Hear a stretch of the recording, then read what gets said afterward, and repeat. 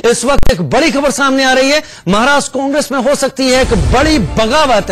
राधा कृष्ण विखे पाटिल के खिलाफ बवाल मचा हुआ है। संजय के बीजेपी में शामिल होने के बाद यह बवाल मचा है। विपक्षी नेता के पद से इस्तीफा दे सकते हैं राधा कृष्ण विखे पाटिल। तो जहां तक महाराष्ट्र की बात है, महाराष्ट्र में भी विपक्ष के लिए हालात और जो राह है वो आसान नहीं दिख रही है। एक तरफ बीजेपी ने शिवसेना के साथ अपने समीकरण और संबंध दोनों सुधारे और वो तय कर चुके हैं कि वो किस तरीके से 2019 लोकसभा चुनाव में उतरने जा रहे हैं। वहीं कांग्रेस का कुनबा इस वक्त घमासान में इस वक्त लगा हुआ है और राधाकृष्ण विखे पाटिल को लेकर एक बवाल सामने निकल कर आ रहा है। अभिषेक शर्मा हमारे साथ ज्यादा जानकारी के साथ जुड़ रहे हैं। अभिषेक, सवाल वही, ये जो घमासान मचा है इससे 2019 लोकसभा चुनाव को लेकर महाराष्ट्र के वोटरों के बीच में क्या संदेश जाएगा?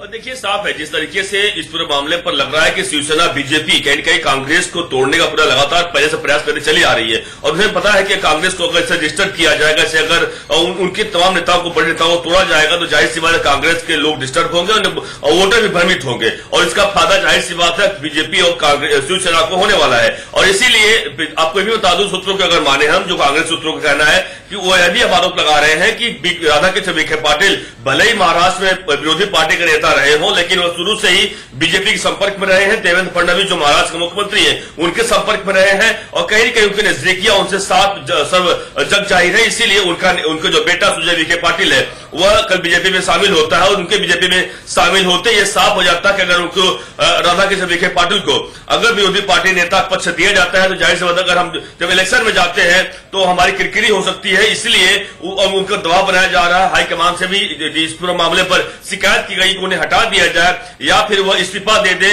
और इस वक्त या इलेक्शन का वक्त है, इस वक्त ऐसे में विरोधी पार्टी का पद उनको देना सही नहीं रहेगा। तो हो सकता है दबाव ज्यादा बन चुका है उनके ऊपर, हो सकता है वह भी इस्तीफा दे और हो सकता है आजकल या कुछ दिनों में वो बीजेपी के दामन खुद राधाकृष्ण विखे पाटिल थाम सकते हैं। लेकिन अभिषेक, किसी भी स्थिति में नुकसान कांग्रेस को हो रहा है। कांग्रेस के कुनबे में घमासान जनता के बीच में, वोटर के बीच में तो सही संदेश लेकर जा नहीं रहा है। आप हमारे साथ बने रहे। वहीं महाराष्ट्र के सीएम देवेंद्र फडणवीस और शिवसेना प्रमुख उद्धव ठाकरे के बीच मातोश्री में अहम बैठक हुई। बताया जा रहा है कि बैठक में उम्मीदवारों के नामों को लेकर चर्चा की गई है।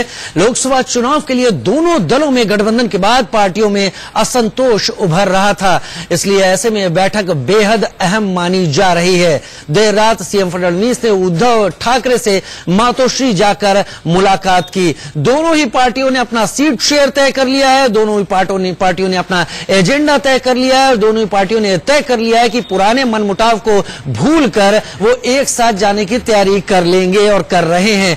अभिषेक शर्मा हमारे साथ इस वक्त लाइव जुड़े हुए हैं इस तमाम जानकारी को लेकर। अभिषेक, जो हालात इससे पहले थे, विधानसभा चुनाव को लेकर थे महाराष्ट्र में और जहां पर काफी तल्खी नजर आई थी शिवसेना और बीजेपी के बीच, ऐसा लग रहा है कि 2019 लोकसभा चुनाव के पहले दोनों ही दल पूरी तरह से दम ठोकने के लिए तैयार हैं और किसी भी तरह के संतोष को वक्त रहते किनारे कर देने की भी कोशिश कर रहे हैं।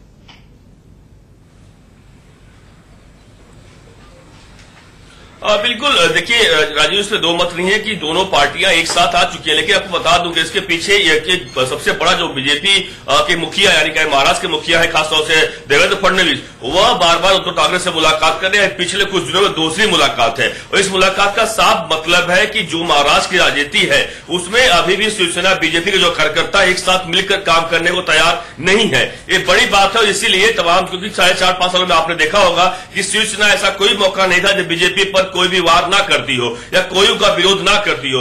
इसलिए शिवसेना बीजेपी के जो कार्यकर्ता है एक दूसरे से बहुत ज्यादा विरोध में काम किया है, यानी कि विरोधी पार्टी की भूमिका अदा की है शिवसेना ने। तो इसीलिए अब जो शिवसेना के कार्यकर्ता है उनको मनाने की कोशिश की जा रही, कम से कम वो एक साथ मिलकर काम कर पाए, अन्यथा मामला गड़बड़ हो जाएगा। भले ही तमाम जो कांग्रेस के तमाम दिग्गज नेता बीजेपी में शामिल हो रहे हो, माहौल बन रहा हो, लेकिन हो सकता है अगर जमीनी हकीकत यह होगी कि अगर शिवसेना के नेता बीजेपी के लिए काम नहीं करेंगे तो दिक्कत हो जाएगी। इससे मैं मुंबई की बात करूं, मुंबई में किरीट सोमैया जो ईशान्य मुंबई के सांसद हैं, जहां पे साफ साफ शिवसेना के लोगों ने कह दिया कि अगर हमें भले ही इस्तीफा देना हो इस्तीफा दे देंगे, लेकिन हम किरीट सोमैया के लिए काम नहीं करेंगे। तो यही तमाम बातों को लेकर मुख्यमंत्री देर रात उद्धव ठाकरे के पास गए हैं और उनसे लगातार मुलाकात हुई है। उसमें तमाम इन मुद्दों को रखा गया है, कैसे एक साथ आकर हम आओ चुनाव लड़े, कार्यकर्ताओं को जो भ्रम है या जो वो है वह कम किया जाए। बहुत शुक्रिया अभिषेक इस तमाम जानकारी के लिए।